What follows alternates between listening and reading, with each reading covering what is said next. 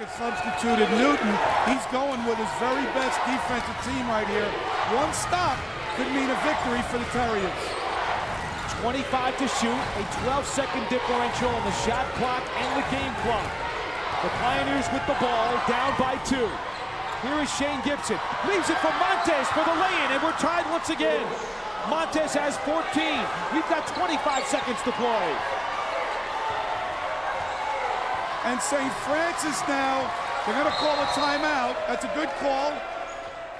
Rather, Sacred Heart, on the other hand, might not want to wait for St. Francis to make the last play. You might see a quick double team, maybe get a quick trap, knowing that New York, St. Francis is going to wait for the last second. So look for a quick double team, maybe on the inbounds play, then go back to man-to-man. But I expect a high ball screen. Brent Jones is going to try and make a play for himself or his teammate. The aforementioned Jones is at the midcourt line with 13 seconds to go. Guarded by Evan Kelly.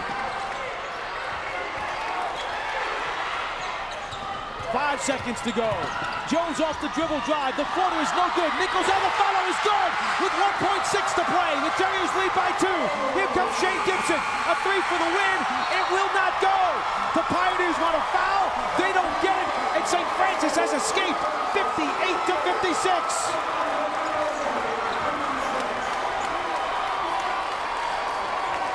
So they go with Brent Jones. They get a high ball screen going left. He takes it to the rim. He draws the defense.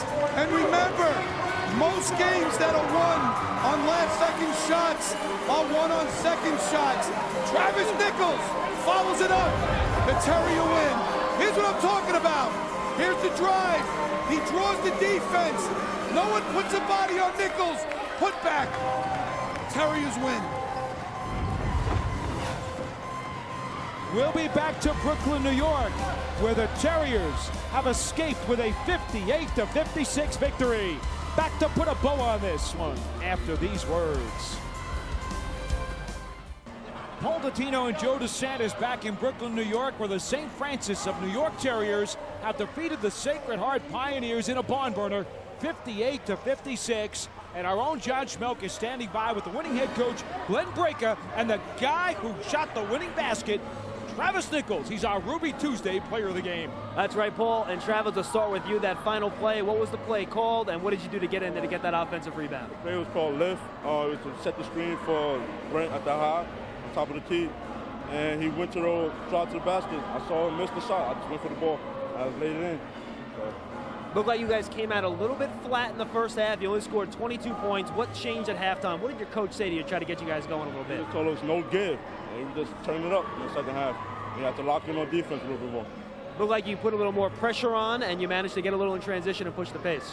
Yeah, we just put a little bit more pressure on. We cut the transition defense, because we keep going back and forth, and coach was stressing at that. We can't be doing that. Travis, congratulations. All right, Coach, let's bring you in here. And on that final play, it looks like you put the ball in the hands of Brent Jones. You ran the high screen and roll, and you made a play. We wanted to run something against man or zone, so there was no confusion. Brent made a good play, made a good drive.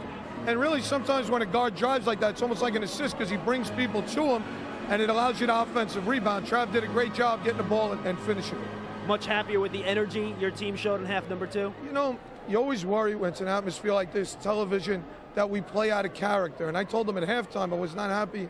You know, we play the same way, whether it's practice on a Monday, in the garden, here, on TV. We got to play the same way no matter what. And I thought, you know, we settled in a little bit better in the second half. You guys didn't close out a very tight game against LIU just a couple weeks ago. How important is it for your team to learn how to win close games late, especially considering how young they are? You know, it was really important early in the year, but we've been through so much at this point. You know, we've seen just about everything. So I think it's just, you know, whatever happens, happens. Because early in the year, that was an issue for us. But right now, I think they've matured, and we've seen just about every situation. Coach, best of luck the rest of the way. Thank you. Oh, okay, John. St. Francis has won 11 of its last 14 games. They are now 12-4 in the conference, and they're still alive for the number 2 seed in the playoffs. High-energy game. Give St. Francis a ton of credit. 13 offensive rebound, 13 putback points. They ran that play at the end to perfection. because they shot it with a couple of seconds, they were allowed to crash. They didn't have to worry about getting back. There it is right there. Nichols with the putback. The Cinderella story continues.